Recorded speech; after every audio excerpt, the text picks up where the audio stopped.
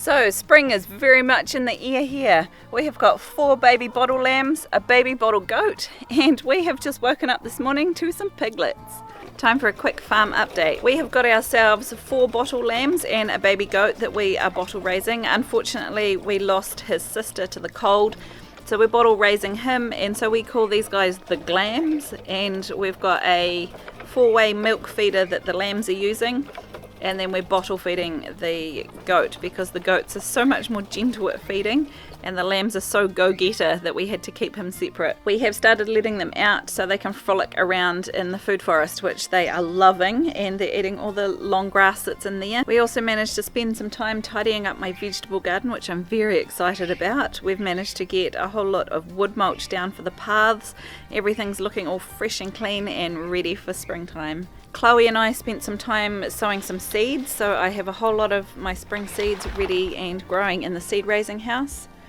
And we also put down some weed mat over what you might remember as the survival garden, so that hopefully we won't have the same weed pressure. If you've watched some of our previous videos, you'll know that was last year was the first time we've grown there and we had some real weed pressure. So because they are mostly crops that we plant once and then just harvest at the end, we've decided to use weed matting, and hopefully that will help boost our production. We have been thrown back into lockdown for oh goodness knows how long, so we are making the very most of the lovely spring weather and getting lots of stuff done in the garden. I've got lots of weeding done and generally we're making the most of it.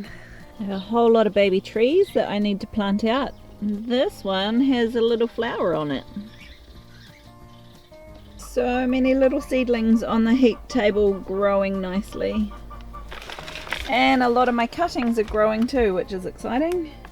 So I had friends over the other day and we were looking down at the pigs and she said, "Oh, is that pig pregnant?" And I went, I don't think so. And then I looked closely and actually I realised 1, she was pregnant, and 2, she was going to have babies really soon. This is our first lot of piglets that we've had and they are so cute and we love them very much. We have ducks nesting all over the place. Hopefully some of them will have some ducklings. We've also got 15 duck eggs in here. There's another nest over that way somewhere. How many eggs are in it? I don't know. I haven't checked it recently. A bunch. Yeah. What'd you say? Last I checked there were 8 or 9. We have a few spare chicken pens that at the moment are having some drainage issues, so we don't have any chickens in there. But if we get some ducklings, we'll be able to put them in there because the ground seems to have mostly dried up in there. So when we had a cow, we blamed all this pugging and mess on a cow, and last summer we concreted that pad over there and a path along here. Turns out it's not the cow, it's a drainage issue.